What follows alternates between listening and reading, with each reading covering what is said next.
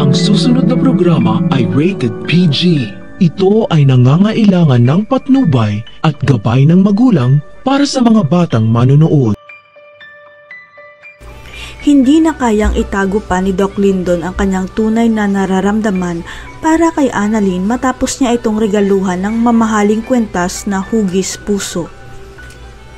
Ang hindi alam ni Annalyn, ito ang paraan ni Doc Lyndon para ipabatid sa kanya na espesyal sa kanyang puso dahil tuluyan nang nahulog si Doc Lyndon kay Annalyn. Kaya nang sabihin ng mga kaibigan ni Annalyn kung kailan siya lilipat ng Apex. Dahil tatay niya ang may-ari nito, tumutol kaagad si Doc Lyndon dahil ayaw niya lumipat si Annalyn. Pero ang hindi alam ng lahat, may isa pa palang dahilan si Doc Lyndon kaya ayaw niyang lumipat si Annalyn sa Apex dahil may natuklasan pala siyang pinakatago-tagong sekreto. Sapagkat natuklasan ni Doc Lyndon ang totoong dahilan kung bakit gusto ng may-ari ng Eastridge na ipirata si Annalyn dahil siya pala ang magiging tagapagmana ng ospital. Ito ang dahilan kaya ginawa ni Doc Carlos ang lahat ng paraan para makuha si Annalyn noon dahil ito ang utos sa kanya ni Mr. Alvarez at totoong may-ari ng Eastridge.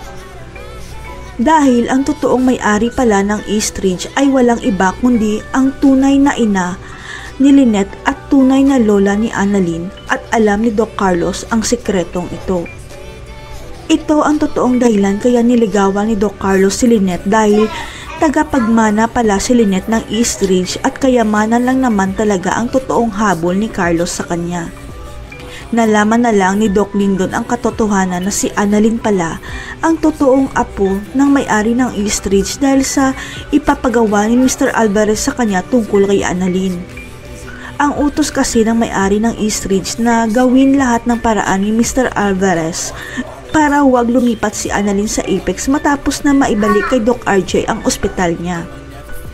Kaya si Doc Lyndon ang inutusan ni Mr. Alvarez na kumbinsihin si Annalyn sakaling magdesisyon ito na lumipat sa ospital ng tatay niya dahil hindi papayag ang lola niya. Sapagkat si Lynette at Annalyn na lang ang nag-iisang tagapagmana ng may-ari ng Eastridge at ipapamana niya ito sa mag-ina sa oras na mawala siya katulad kay Lolo Pepe. Hindi magtatagal makikilala na ni Annalyn ang tunay niyang lola na may-ari pala ng Eastridge at malalaman nila ng nanay niya na hindi pala totoong namatay ang nanay ni Lynette.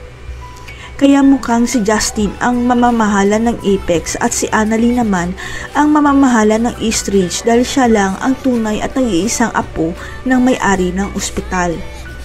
Hindi na kaya lilipat si Annalyn sa Apex dahil siya ang magmamana ng Eastridge. Makikilala na kaya ni Lynette ang tunay niyang ina, ang may-ari ng Eastridge. Abangan.